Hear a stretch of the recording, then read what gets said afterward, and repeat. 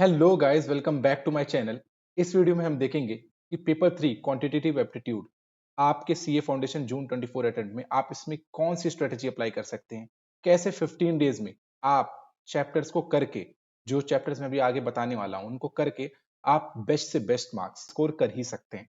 सो बिना time waste करते हुए इस वीडियो को शुरू करते हैं। इस पेपर का नाम हो चुका है क्वांटिटेटिव एप्टीट्यूड। 100 मार्क्स का ये पेपर है।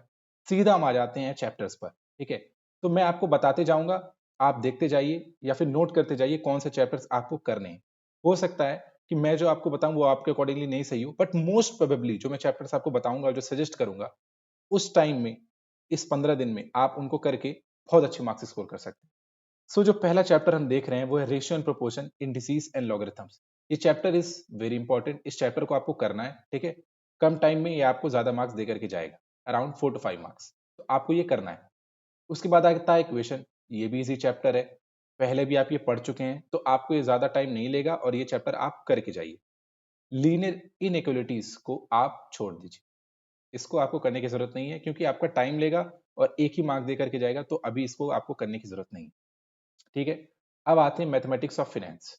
इसमें आपका simple interest, compound interest, nominal and effective rate of interest, present value, net present value, future value, perpetuity, ये सारे चीजें।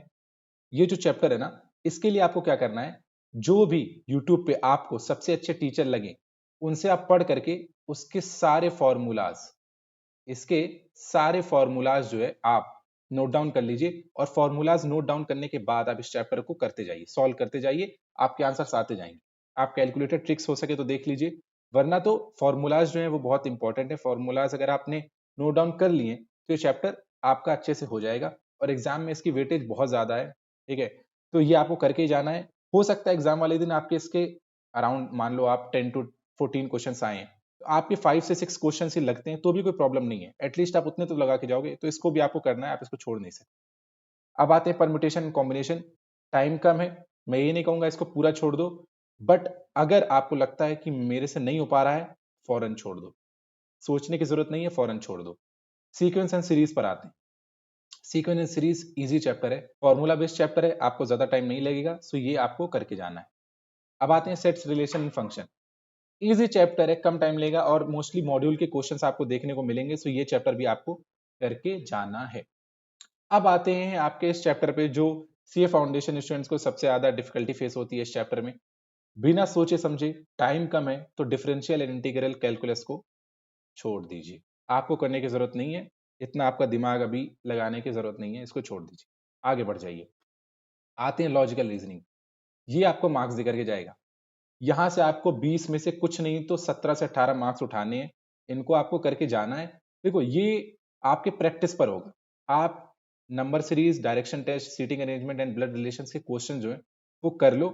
अगर आपके क्वेश्चंस लग जा रहे हैं तो एग्जाम वाले दिन भी लग जाएंगे, ऐसा नहीं होगा कि आपसे नहीं लगेगा, नहीं, इजी क्वेश्चंस आएंगे, इतना ट्रिकी नहीं होंगे मोस्ट प्रोबेबली। अगर होंगे भी तो भी आप उस पर टाइम देना, अगर नहीं हो तो आगे बढ़ जाना। बट इसमें मान के चलिए आपको कुछ नहीं तो 17 to 18 मार्क्स मिनिमम आपको स्कोर करने ही करने हैं। ओके, ये आपका हो गया। लॉजिकल रीजनिंग सब कुछ करके जाना है आपको।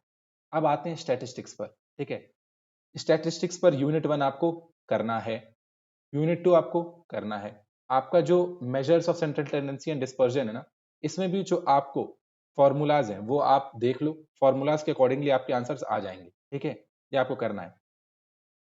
प्रोबेबिलिटी, प्रोबेबिलिटी के जो मॉड्यूल्स के क्वेश्चंस है ना वो आप सारे सॉल्व कर लो, जो मॉड्यूल्स के सारे क्वेश्चंस वो आप सॉल्व कर लो, जितना हो पा रहा है उतना कर लो, कोई दिक्कत नहीं है इसको, जितना हो पा रहा है उतना कर लो, इसमें हम छोटा टिक देंगे। जितना हो पा रहा है उतना कर लो, नहीं हो रहा तो छोड़ दो। थ्योरेटिकल डिस्ट्रीब्यूशंस, मॉड्यूल के क्वेश्चंस कर लो, जो थ्योरेटिकल डिस्ट्रीब्यूशंस के थ्योरी वाले पार्ट है उनको कर लो। बाकी अगर आपसे लग रहा है तो कर लो, जबकि इस चैप्टर में ना जो फॉर्मूलाज हैं इजी हैं, फॉर्मूला लगाओ, आंसर लाओ, तो इस चैप्टर को भी आप कर लो, इसको छोड़ो नहीं।